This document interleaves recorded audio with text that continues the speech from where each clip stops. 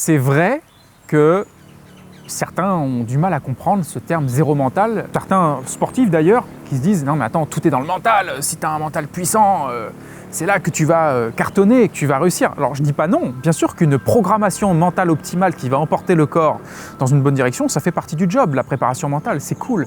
Mais on a aussi beaucoup d'autres sportifs qui nous parlent de l'état de flow, où ils lâchent complètement le mental. Des sportifs de très haut niveau dans des sports même violents, où il n'y a plus de place pour le mental. C'est terminé. Il n'y a plus le temps, on ne réfléchit plus, il n'y a rien de tout ça. Parce qu'à un moment donné, c'est quelque chose d'autre, c'est une présence qui prend le relais. Une présence même invincible, certains vont dire. Et cet état de flow n'est pas un état d'optimisation mentale, c'est un état de lucidité et d'hyperconscience. Voilà pourquoi, quand certains sportifs disent « voilà, j'ai le mental », parfois ils ne se rendent même pas compte eux-mêmes qu'ils ont touché quelque chose qui est au-delà du mental. Mais les deux sont OK. Les deux sont très complémentaires, surtout pour le sportif de haut niveau. C'est l'alliance en fait qu'on a créée dans Zéro Mental, l'alliance entre la puissance mentale et la puissance de ce qui est au-delà du mental. Et de réunir ça sur une grille de lecture unique. Donc fonctionnellement dans le monde, c'est super compatible et c'est même recommandé que de savoir gérer les deux. En fait, j'ai peut-être induit une forme de confusion en se disant « mais alors attends, il dit il faut couper le mental », ou du moins connaître ce qui est au-delà du mental, et en même temps utiliser le mental. Donc c'est quand qu'on fait quoi?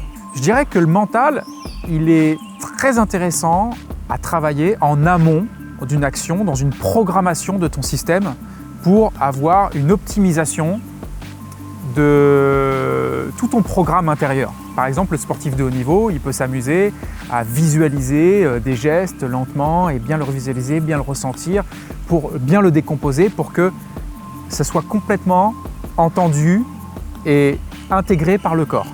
Pour que ça sorte tout seul en fait, une fois que c'est fait. Mais je dirais qu'à côté de ça, au moment où il est en pleine action, ou il coupe le mental, ou bien il laisse l'état de flow se faire tout seul, et il se place donc en amont de tout ça.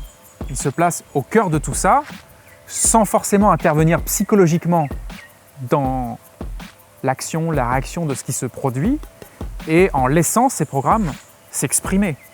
Le flow, c'est l'art de laisser la puissance, la volonté de l'instant s'affirmer d'elle-même sans essayer de placer une sorte de moi agissant là-dedans, de moi qui veut contrôler. C'est comme une forme de lâcher prise.